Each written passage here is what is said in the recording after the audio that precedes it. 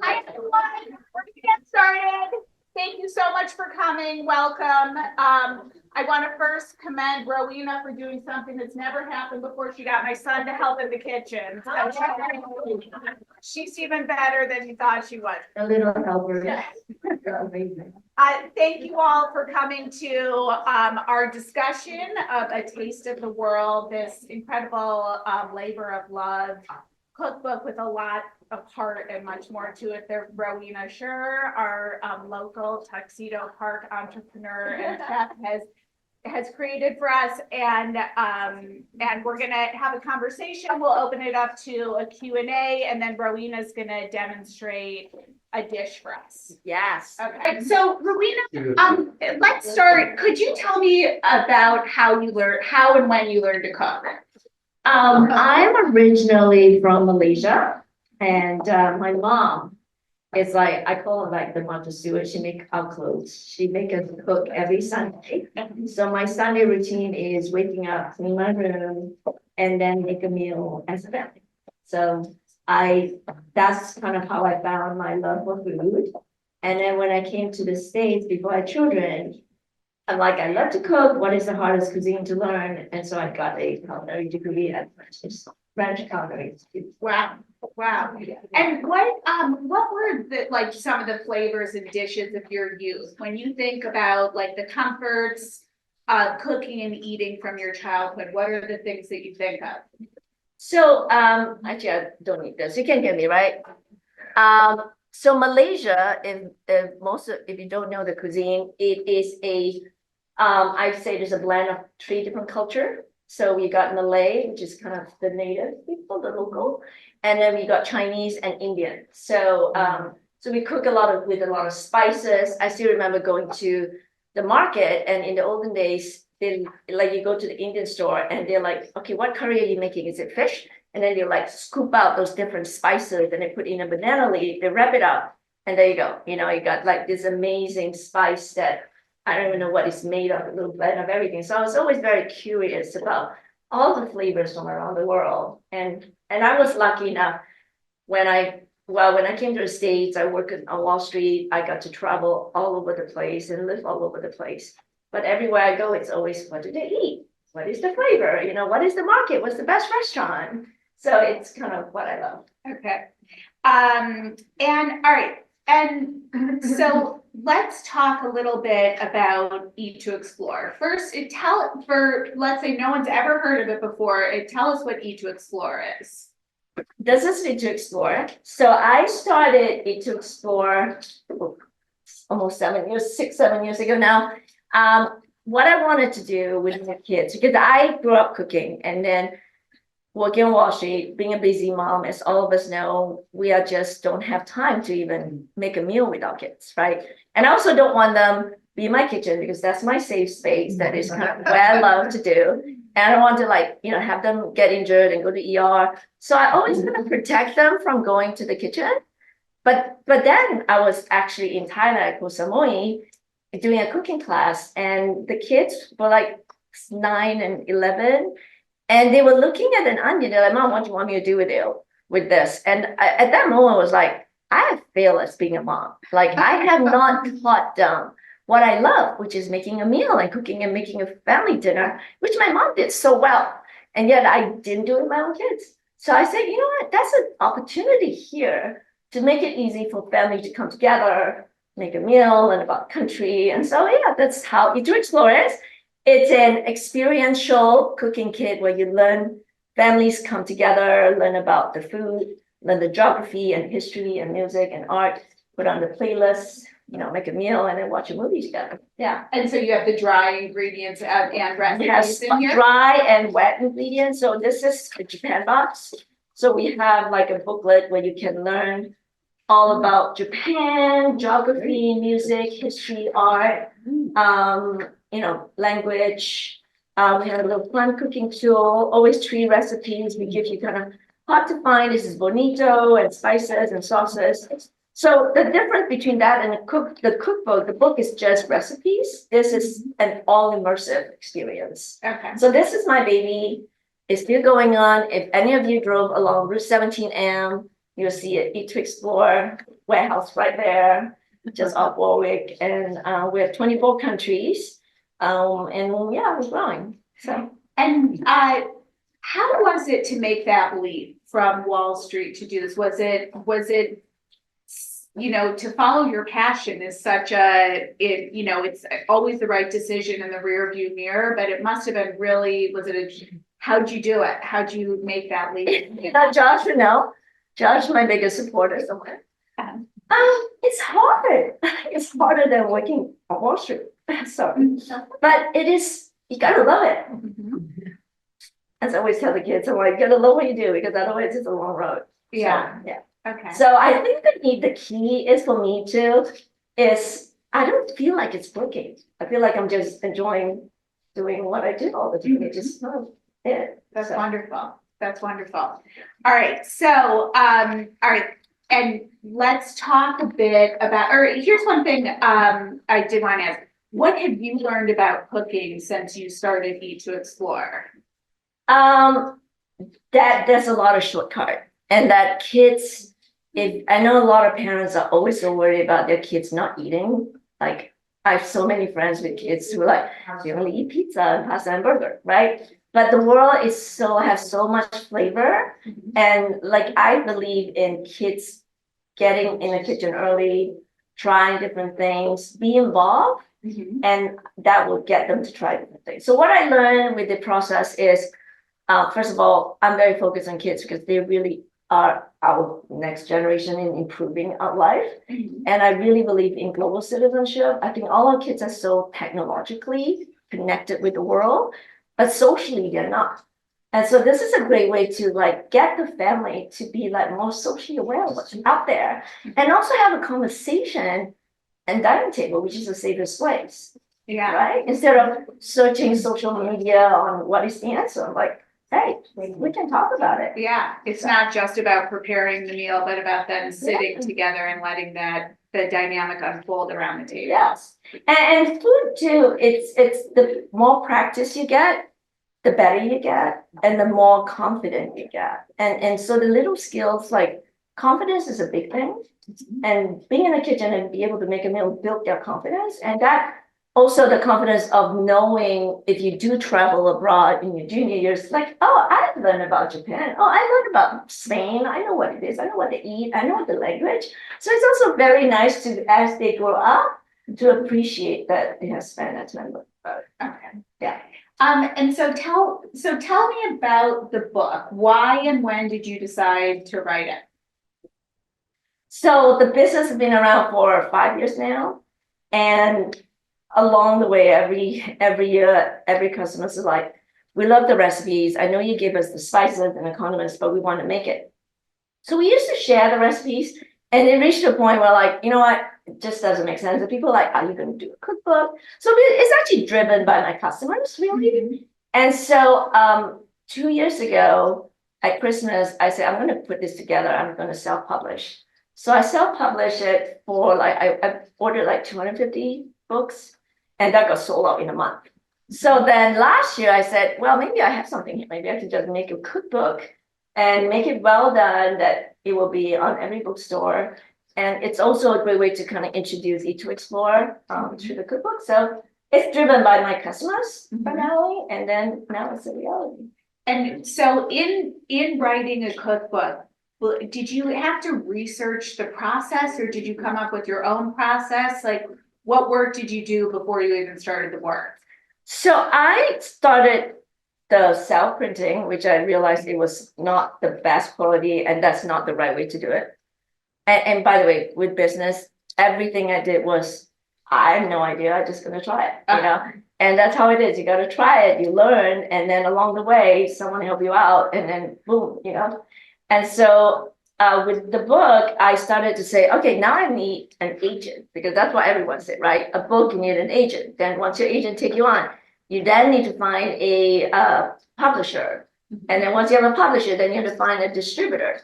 That's like 3 different steps. And I have no time for any of this, right? So I'm running a business. And then I had a call with this lady who had 2 cookbooks. She's like, I can't even share with you my agent because like, she didn't take any more person, any more. I'm like, okay. Then she's like, well, listen to podcasts on how to find an agent. I'm like, I have to listen to a podcast to find an agent? Like, no. So I just kind of like sent a note to my kind of woman entrepreneur. I'm like, well, I think I need to, find somebody to help me. So then I found this woman, amazing woman who's in California, who's trying to change the world of book publishing. And so instead of you find an agent, to find a publisher, to find a distributor, she is gathering all the people that she used to work with at Harper Collins, yeah.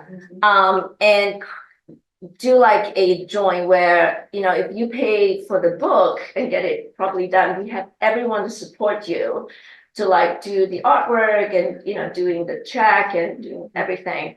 And then we'll also have a distributor, which turns out to be Simon Schuster. Awesome. And so I started working with her in March. And also it was hard to even get her because she's like, well, I don't take any more new customers, so I need to see what it looks like. It's like, come on, like, how hard is this be? So anyway, life is about constantly auditioning for the next thing. and I'm like, what am I? Oh, like, beauty content. So thank God I actually have already a book done. Yeah. So I sent her the book. I said, this is what it looks like. So one thing, kudos to her, she's like, I've never seen anything like this. Because if you've seen the book, most cookbook has like photo, and then they said chopped garlic, sliced onion. They don't really tell you what it looks like. Whereas I have always believed in visual because we are targeting children. And so every step has a visual photo. And so, step one, this is what you need to do. You need to peel the onion and, cut the end. So it's almost like for dummies, right? But you're not making dummy food. It's adult food. And so kids can do this. And kids can learn the basic step if you show them how. So I think she was sort of impressed because there's never anything like it that actually still step by step with like the stars that show how difficult it is. And also it's kind of arranged geographically. So you got the continent first, you learn about Asia, and you learn about fun facts about Europe and North America and South America. So it's like different way of, and I said, the best way to engage kids to kind of expand is like, okay, where do you want to go first? Should we go to Africa? Let's go to Africa. Check out Africa. What do you want to cook at from Africa? And where is Africa? Like, then you go to the map and you show them the continent. So I think she was like, I've never seen anything. I'll take you on. So we started in March. We were ready. The book was in my warehouse by November. And it was on pretty much all the bookstores just February, end of February. I think it's a great way to organize it rather than just like, here are chicken dishes, here, sort of by country. And how did you pick the recipes? What was that process like? So most of the places I have been or have lived in, and some I work with friends, like for instance, Sweden, I consulted Tinka, I consulted, our friend Agnes. So it's always nice to have someone to go through it. And I pick recipes where sort of like either their national dish or come more popular ones.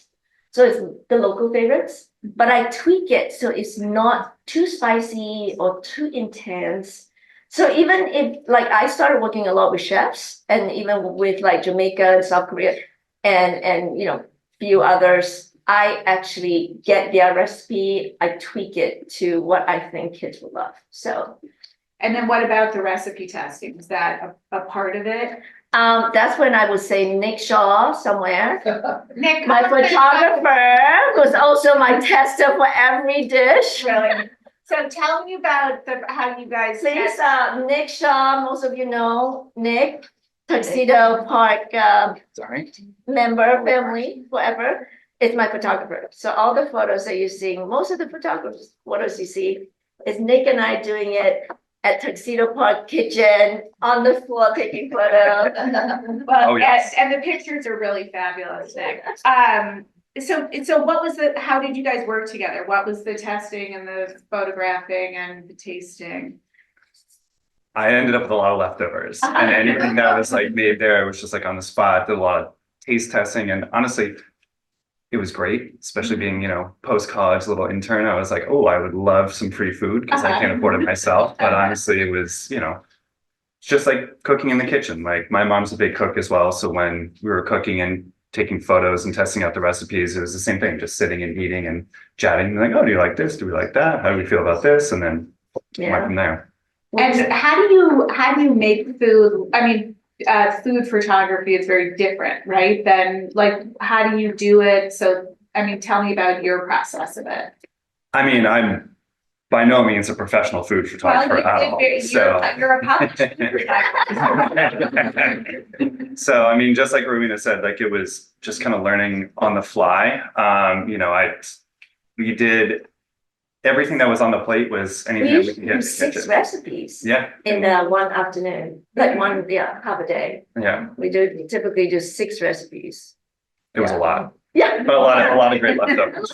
Yeah, Yeah. exactly. And is there anything you didn't include that you, like, would you ever try a recipe and then be like, I don't think this is working for the cookbook? Yeah, what I normally do is I do a trial run first and I test it, and then I write it and I tweak it, Mhm. and then we do a photo shoot together. So Okay. when I come to the photo shoot, I already test out all the steps, You've and I already sort of have like decided. a photo shoot list on like what the photo should look like. And until now, I'm pretty good at it now. No doubt. I have no doubt. Nick, what were some of your favorites? Ooh, so there is, I don't know exactly what box it was a part of, but there's one potato dish that I use for literally all of my sides for everything. And it's just like a mix of potatoes, onions, garlic, and Oh, I think it's the Italy box. it probably Yeah, was. And it's the yeah. easiest thing. And then, I make it for virtually every meal. It's a nice little side thing. But I mean, I'm a little biased. I mean, I love this Sweden box. So I was like, little meatballs and yeah, exactly. Yes.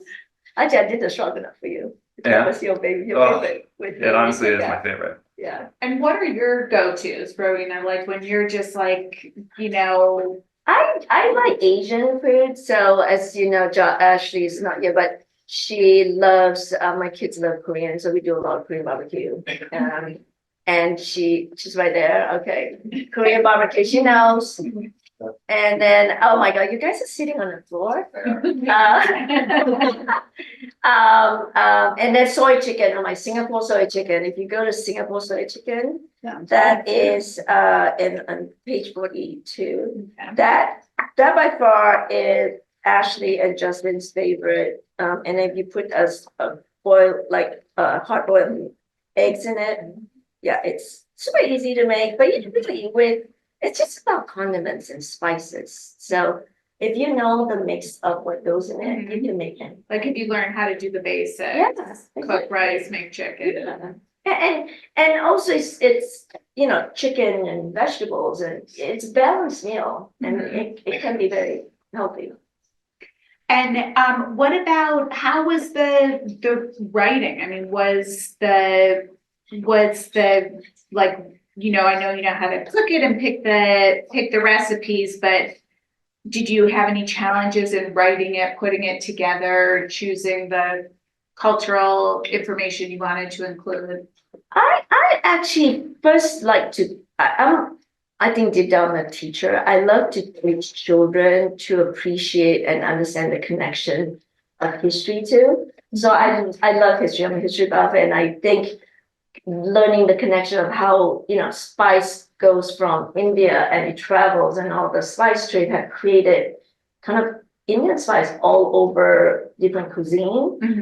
So I always have fun facts, and then I kind of like look at what kids would love, right? Like we have a Ukraine box, and kids would not want borscht, Ukrainian meatballs, great. So it's sort of like looking at what I think children and family will appreciate, and then putting it in writing in a way that the kids who is 5 and up can read and follow. Yeah. So it's a little bit more steps, but you got to explain how it is. So that's what the cookbook is about. And every recipe, we give you a little fun fact about the dish, and then some fun fact about probably not here, but the box, the ingredients, like most ingredients have like, what's something interesting about the ingredient, Okay. so. And is there anything that you wish you had gotten in, any recipe you wish you had gotten in that you didn't? Well, this book is 20 countries, 63 recipes. Like our box is already 24 countries, so I'm constantly thinking about what to do and to add.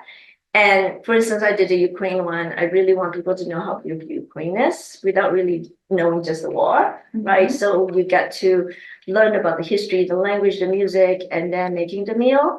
And we have an Israel box too.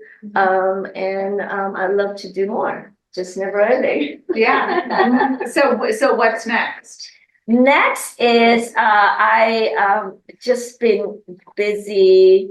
The book is out, doing a lot of road shows and doing book fairs and TV shows and book signing. While to continue with the business. The business this year, I usually add 2 countries every year. This year I'm taking a pause. Okay. So next year I'm adding Iran and for Nowruz, their spring celebration, and then Ireland. So yeah, Okay. so hopefully I'll continue. Yeah. So I thought this could be an opportunity. I think we're actually perfect on time to see what some of your questions are for Rowena or Nick, or anything related to her business or cooking or travel or photography.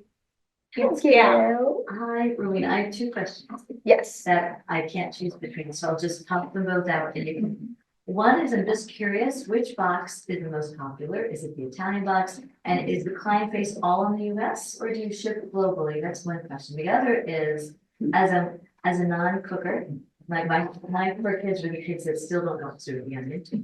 I'm still trying to figure it out.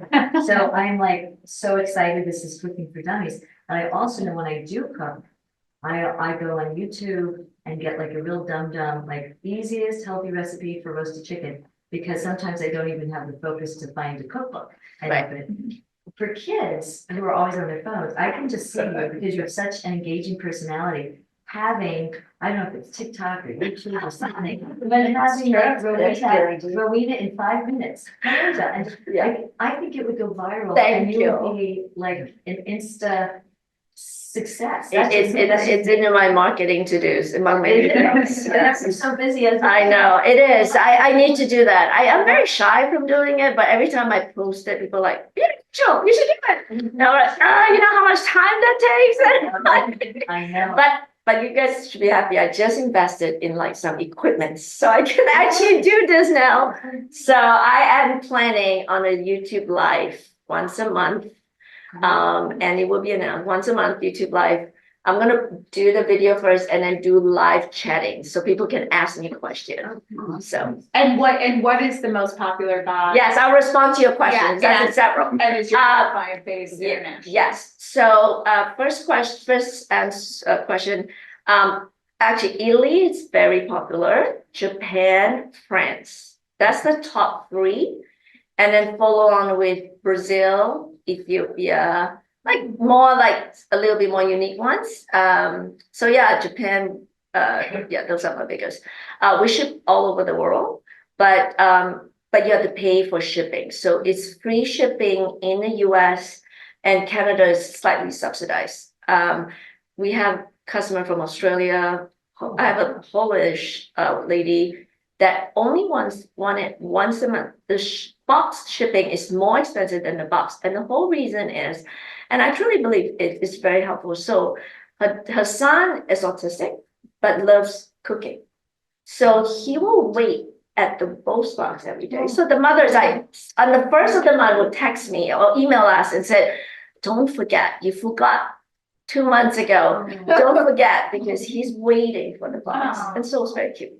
So yeah, we ship, Middle East, all over the world, but people got, like, I tried to expand to UK and have a distributor. It just doesn't work out. Like US is such a big market for me, just economically just doesn't make sense yet. So, but I hope it will be worldwide. And then, sorry, one more question. Second, wait, that's the 2 questions. Did I answer? Yeah, Okay. All right. You got Yes. So it would seem to me that different cuisines would present different challenges in trying to boil them down to their essence, the basics. So like for France, which is given its culinary history, where do you start? Whereas in England, the question, where do you start? But- But you know, So what yeah. what sort of challenges did you find, and Chinese, for instance, so that, so what were the challenges that you faced in doing justice to these cuisines in the different cuisines? So I have to say the cooking is the same. Yes, there are like high cuisine like French, where I'm this is a home cookbook, right? Our French recipe, there's three. Beef bourguignon, which is beef stew with wine, right? And then we have poulet rôti, which is roast chicken French style, right?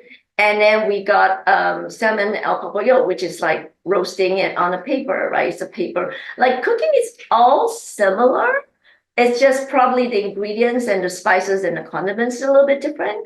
But you still use the stove. You still have to cut and dice the onion. You still have to, like the basic ingredients the same.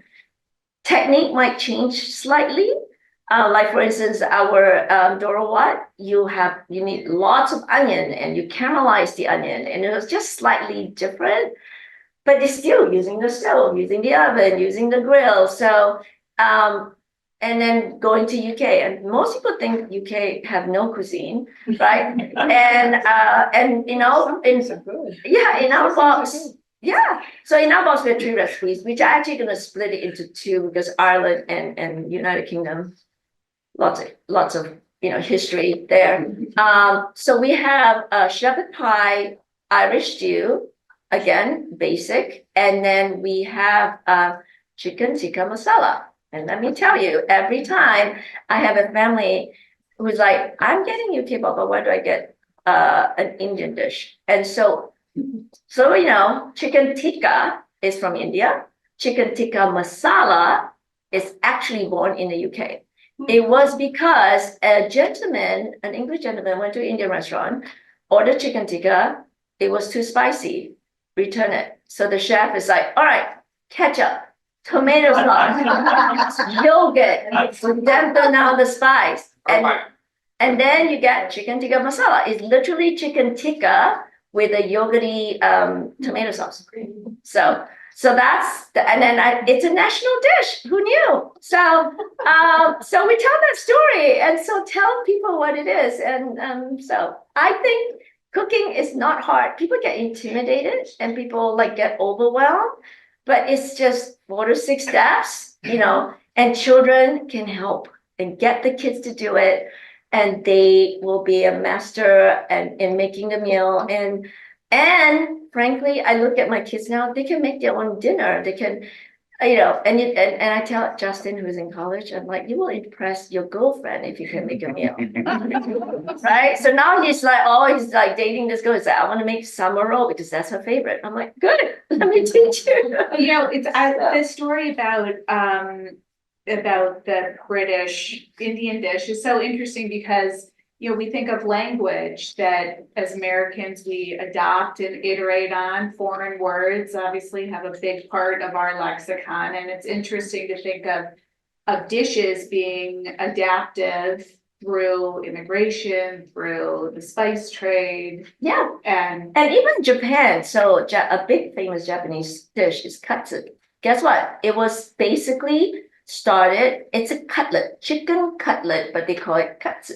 Right? Like they were trying to make American, Western name out of it, and it was serving for Westerners that come, and now it's a very famous dish. So there are so many little things that historically we don't think about it, but there is some relevance of why that name came about too. Yeah, it's very, and people bring their food with them. Yes. I mean, look at me. We have no real cuisine, but we're adopting burgers from frankly Hamburg, right? There are so many different dishes that comes because of the immigrants. And we have another one that I love too, like Brazil, right? Feijoada. it's a Portuguese slave food, right? The African slave come, they work for their Portuguese owners, and then they basically have all the leftover parts, and they put it black bean, lots of spices, pork ribs and whatever left over. And now it's a national dish that is served every Sunday in Brazil. So Wow, it's fascinating. it really was fascinating. Yeah. You had a question? Oh, yes. Once you run out of countries, will you consider using invasive species? Your recipes. I actually would love to do one on food waste. Invasive spaces is still a little bit harder. I'm very passionate about food and food waste, and I want to actually do another box of taking the leftover and like creating more dishes that you can never run out of. Yeah, ideas. And I know you have a vegan in your Oh, yes. family. Do you ever think about, doing boxes that are? No, our vegan? boxes is vegan. All of them? So we know we have 24 country that is regular. We have about 18 boxes that are vegan, Mhm. and about 18 boxes are gluten free. So if you look at the recipe cards, some of them actually have vegetarian vegan options. So it's using the same ingredients for the most part, but you replace the meat protein with vegetarian proteins. Yeah. Yes. 2 questions and 1 comment. In the beginning of the book, you mentioned a group of trusted educators assisted you. Who were they and how did they help you? So I actually, because our boxes are used by homeschoolers a lot, so I actually have a retired homeschooler that worked with me on all our materials and like everything on. So she arranged like a lesson plan. So you can learn a whole country in a box in a week. So you learn geography, and she did research. It's all research based. So there is like YouTube videos on language, and there's links on like books that support it. And then and also like our activity sheet. I actually worked with another tuxedo friend, Serena Muller from TPS. Help me every time I start a new country. I said, can you help me do the activity sheets? That's in a box, not in the book. So yeah, I work with educators because I love doing research, but it's always slightly different when you have the educators do it. Yeah. The comment is, I was very surprised and confused in the beginnings because you had mentioned common pantry items and you listed the word salt. Uh-huh. And most cookbooks, they would list a specific salt for cooking. And I think you missed an opportunity there. Of doing different type of salt. This is from the scientific aspect that 5-year-olds to 10-year-olds to 15-year-olds could appreciate and learn from different specific type of salt that most cooks use. And you could discuss volume, density. Well, that's a good one. Let's get to the all scientific. Yeah. Even medical doctors, they tell you you do salt diet.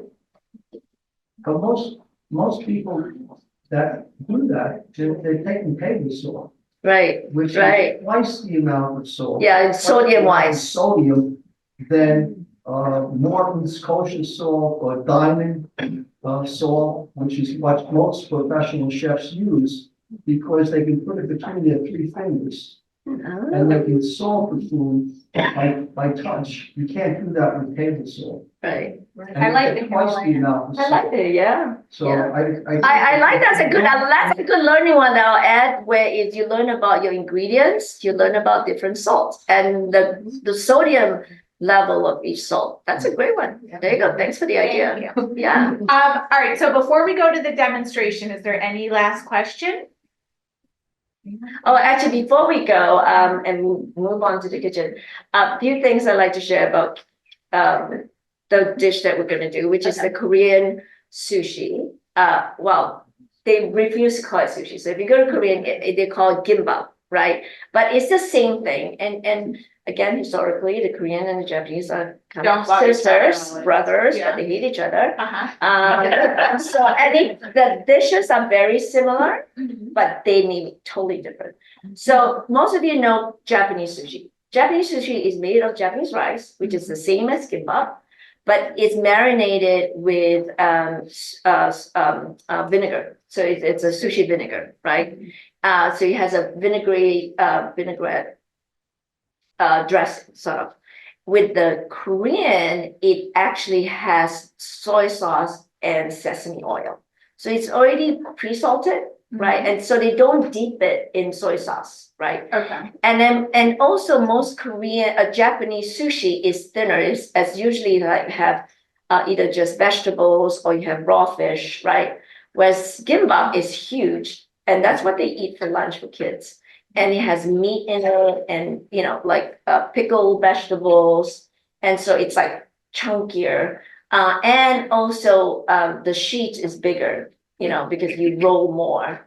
So the Korean sushi gimbap has bigger sheets, which is the same as Japanese sushi, but just marinated differently, and it's with meat. And how easy is it to find ingredients like that?